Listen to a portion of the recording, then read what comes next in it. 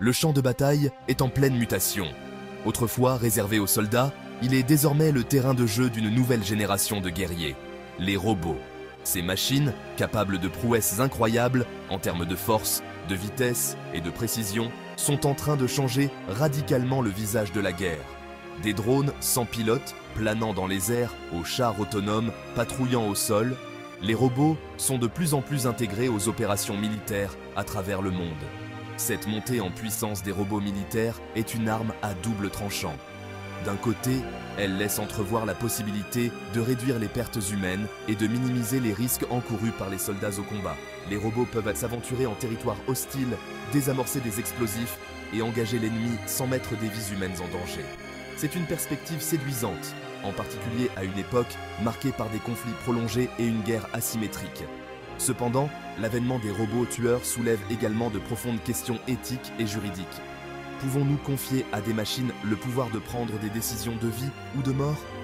Quelles sont les implications pour la sécurité internationale et le risque de voir les armes autonomes aggraver les conflits?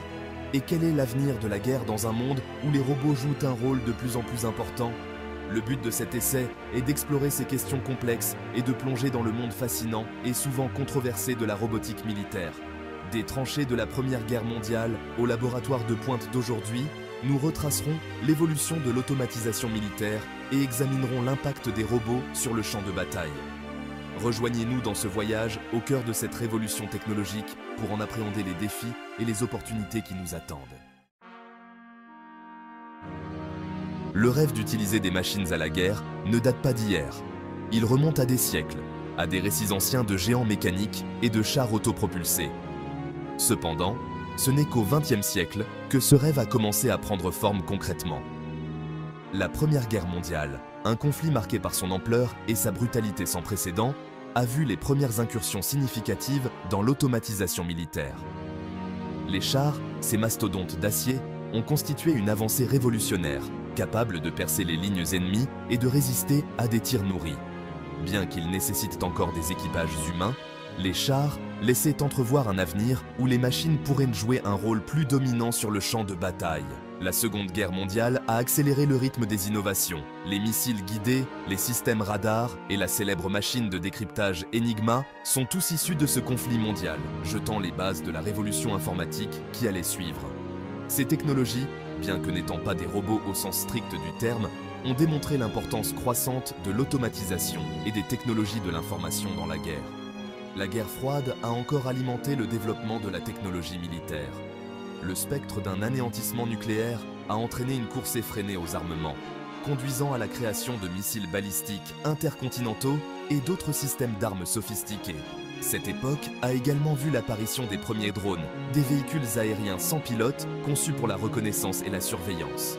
Le décor était planté pour la révolution robotique qui allait marquer la fin du XXe siècle et le début du XXIe siècle. Peu de technologies militaires ont autant captivé l'imagination du public et suscité autant de controverses que les drones. Ces véhicules aériens sans pilote, qui ressemblent souvent à des oiseaux de proie élégants, sont devenus synonymes de la guerre moderne. Il existe une grande variété de formes et de tailles de drones, chacun étant adapté à un usage spécifique. Certains, comme les célèbres drones Predator et Reaper, sont conçus pour des missions de surveillance de longue durée et des frappes aériennes. Équipés de caméras à haute résolution et dans certains cas, de missiles Hellfire, ces drones sont devenus un outil essentiel dans la lutte contre le terrorisme. Les drones plus petits, tels que le Raven et le Wasp, sont utilisés pour la reconnaissance tactique, fournissant aux soldats sur le terrain des renseignements en temps réel sur les positions et les mouvements de l'ennemi. Ces drones portables peuvent être lancés à la main et sont de plus en plus considérés comme des atouts indispensables dans la guerre urbaine et autres environnements complexes. L'attrait des drones est indéniable. Ils offrent une combinaison unique de capacités en assurant une surveillance permanente, des options de frappe à longue portée et surtout la possibilité d'engager l'ennemi sans mettre les pilotes en danger. C'est ce qui a conduit à leur adoption généralisée par les armées du monde entier, y compris les États-Unis, qui ont investi massivement dans la technologie des drones. Cependant, l'utilisation de drones ne fait pas l'unanimité. Des inquiétudes ont été exprimées quant au manque de responsabilité et de transparence entourant les frappes de drones. en particulier celles effectuées dans des pays où les États-Unis ne sont pas officiellement en guerre. Le risque de victimes civiles, ainsi que l'impact psychologique sur les opérateurs de drones qui peuvent souffrir de stress post-traumatique, ont également fait l'objet d'un débat intense. Tandis que les drones règnent sur le ciel, une nouvelle génération de robots voit le jour pour patrouiller au sol. Ces robots terrestres, conçus pour opérer dans une variété d'environnements, sont de plus en plus sophistiqués et performants. L'un des exemples les plus connus est Big Dog, un robot quadrupède développé par Boston Dynamics. Ressemblant à un mulet de bas robotisé, Big Dog a été conçu pour transporter de lourdes charges sur des terrains accidentés, apportant un soutien logistique aux soldats sur le terrain. Bien qu'il n'ait jamais été entièrement déployé au combat, l'agilité et la force de Big Dog ont marqué les esprits, laissant entrevoir un avenir où les robots pourraient accompagner les soldats en patrouille et effectuer des tâches dangereuses. D'autres robots terrestres sont conçus pour des rôles plus spécialisés. Packbot, par exemple, est un petit robot à chenilles utilisé pour le déminage.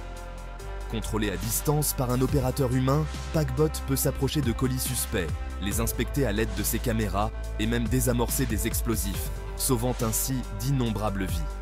Tournés vers l'avenir, les armées du monde entier explorent le développement de chars autonomes et autres véhicules blindés. Ces guerriers robotisés seraient capables d'opérer de manière indépendante, en identifiant et en engageant des cibles sans intervention humaine. Les partisans de ces technologies affirment que les chars autonomes offriraient un avantage tactique considérable, réduisant les risques pour les soldats et rendant potentiellement la guerre moins destructrice. Cependant, les détracteurs mettent en garde contre les dangers de la suppression des humains du processus décisionnel, s'inquiétant des conséquences imprévues et du risque de dysfonctionnement des robots avec des résultats potentiellement mortels.